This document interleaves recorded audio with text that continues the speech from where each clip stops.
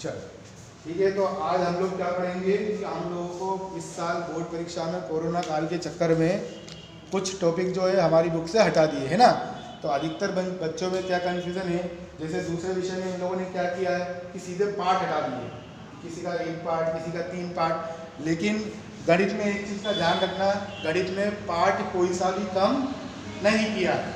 क्या नहीं किया है? पार्ट कोई सा भी। टोटल कितने पार्ट है अपने पास? 15 पार्ट है। तो पेपर में आएंगे सारे के सारे 15 पार्ट, लेकिन उसमें से कुछ कुछ प्रश्न उन्होंने कम कर दिए हैं अलग अलग टॉपिक के, है ना। तो उसके लिए हम लोग देखेंगे। सबसे पहले बात करते हैं पार्ट 1 वास्तविक संख्या है।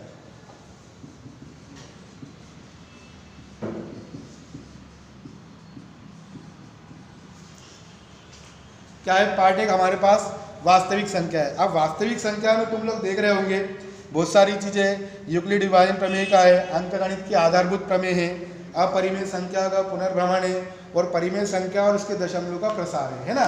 तो 1.1 से लेके 1.6 तक अलग अलग टाइप के उसके अंदर प्रश्न है। तो इसमें इन लोगों ने क्या किया है, एक पार्ट में यूक्लिड प्रमेय से संबंधित प्रश्न हटा दिए।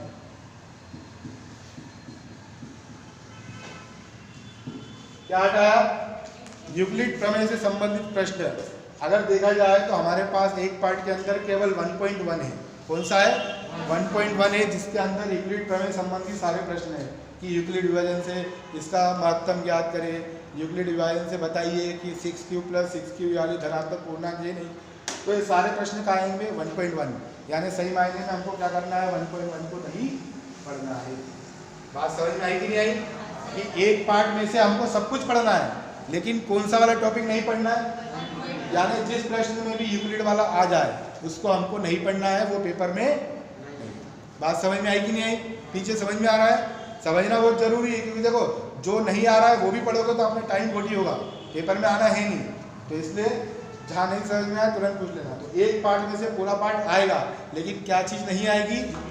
यूक्लिड प्रमेय नहीं आएगी। ठीक। अब आया पार्ट 2 पर। पार्ट 2 क्या है? बहुपद। अब पार्ट 2 बहुपद में क्या है कि बहुपद में शून्यकों का ज्यामितीय अर्थ, किसी बहुपद के शून्यकों का गुणांक संबंध, और बहुपद के लिए विभाजन एल्गोरिथम। अब इनमें इन लोगों ने क्या किया है, पार्ट 2 बहुपद में से विभाजन एल्गोरिथम,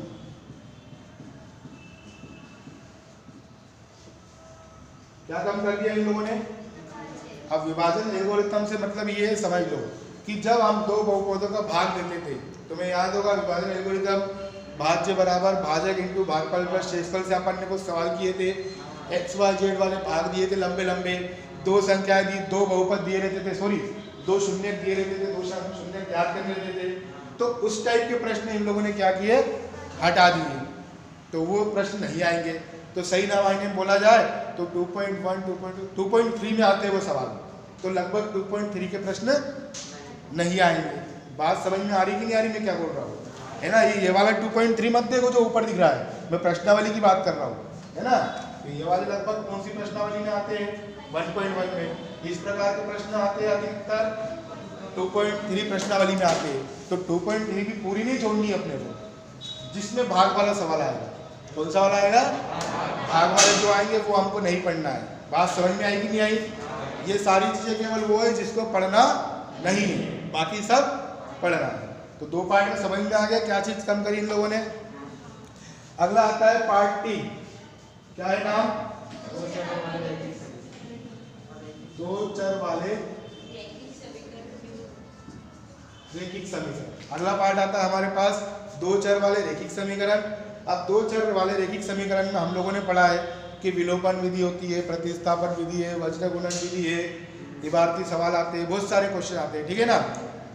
तो अब इस पार्ट में इन लोगों ने क्या किया है, केवल वज्र गुणन विधि को हटा दिया। क्या है बात समझ में? अब वज्र गुणन विधि को हटा दिया है, इसका मतलब ये नहीं कि उस वज्र गुणन वाली प्रश्नावली के सवाल नहीं आएंगे, उसके प्रश्न आ सकते हैं, लेकिन विधि चेंज कर देंगे। बात मेरी समझ में आई कि नहीं आई? भाई मान लो एक सवाल है 2x + 3y + 5, इस टाइप से। अब ये सवाल है तुम्हारी बुक में दिया है, वज्र गुणन से हल करें, ठीक है। अब मोहित कह रहे भाई साहब ने तो बताया कि वज्र गुणन तो पढ़ना ही नहीं हमको, कोई ने प्रश्न को भूल गया, छोड़ दिया, लेकिन यही प्रश्न वो चाहे तो विलोपन से प्रश्न में दे सकता है, इसी प्रश्न को प्रतिस्थापन से दे सकता है। बात मेरी समझ में आई कि नहीं आई? उसने विधि हटाई है, प्रश्न बात समझ में आ गई तो क्लियर जरूर रखना उस चीज को कि वज्र गुणन की विधि हटी है लेकिन उसका सवाल नहीं है। बात समझ में आ गई कि तीसरे पार्ट में हम लोगों ने क्या काम किया है, केवल वज्र गुणन विधि कम कर दिया। अगला आते हैं हम लोग पार्ट 4। क्या है पार्ट 4? द्विघात समीकरण।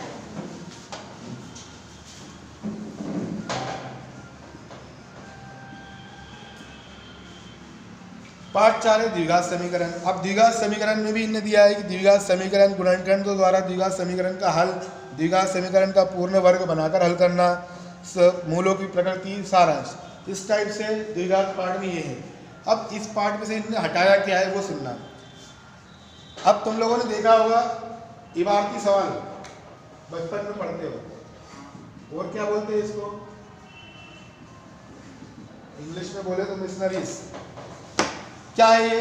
तुमने देखा होगा राम ने 4 फल खरीदे, इसको इतने बेच दिए, उतने ये कर दिए।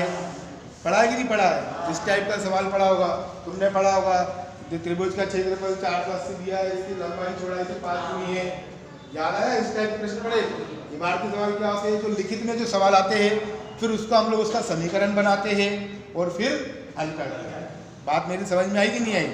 कि जो हिंदी भाषा में अपने को दिए होंगे उसका हम लोग क्या करते हैं, समीकरण बनाते हैं और समीकरण बनाने के बाद हल करते हैं।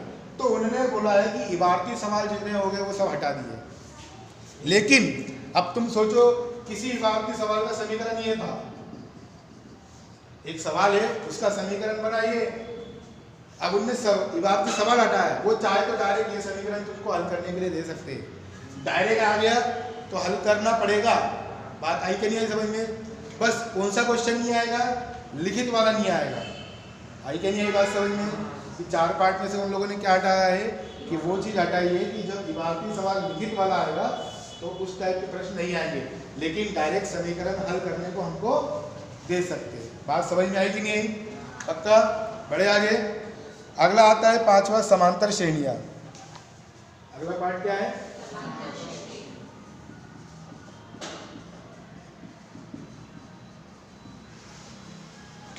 समांतर श्रेणियां में क्या है? समांतर श्रेणियां एपी का nवां पद, एपी का nवां पद, सारांश, ठीक है, प्रथम n पदों का योग है ना। तो समांतर श्रेणी में इन लोगों ने क्या किया है कि योग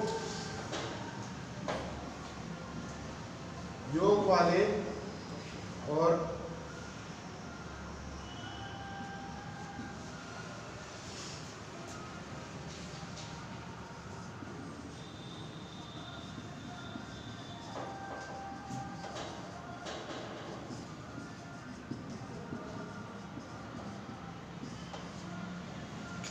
समांतर श्रेणी में इन लोगों ने क्या हटाया है?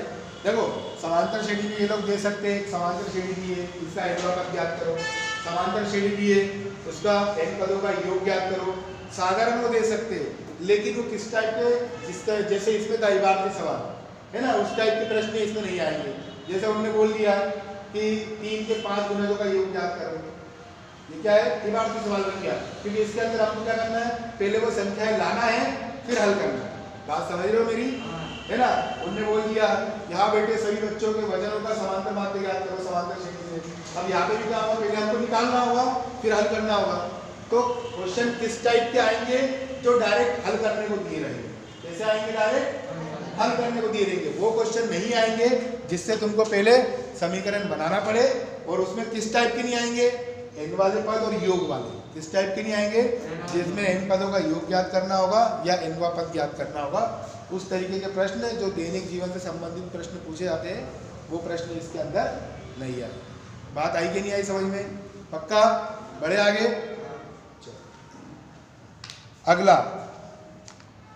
अगला है त्रिभुज। इस पार्ट को भी हमको पूरा पढ़ना है, त्रिभुज को, है ना। त्रिभुज पार्ट में क्या है? समरूप आकृतियां, त्रिभुजों की समरूपता, त्रिभुजों की समरूपता के लिए कसौटियां, समरूपता, क्षेत्रफल, पाइथागोरस प्रमेय, सारांश, इतनी सारी चीजें हमको दी हुई है। अब इसमें ध्यान रखना कि इसमें हमको क्या नहीं पढ़ना है। तो सबसे पहले तो संगत क्षेत्रफलों का दो प्रमेय यहाँ पे,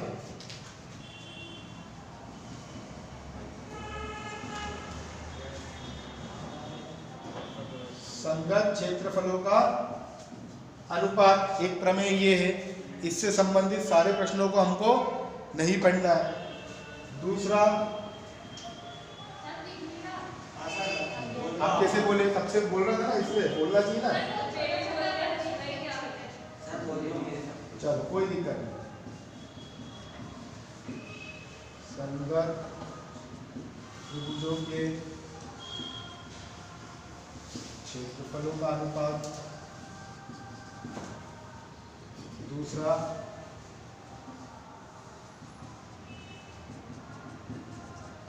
पाइथागोरस प्रमेय का विलोम। दो चीजें दी है, क्या क्या दिया है इसमें कि संगत त्रिभुजों के क्षेत्रफल के अनुपात की एक प्रमेय है, उससे संबंधित सारे प्रश्न नहीं आएंगे, जब अपन पढ़ेंगे तो अपने को पता चल रहा है।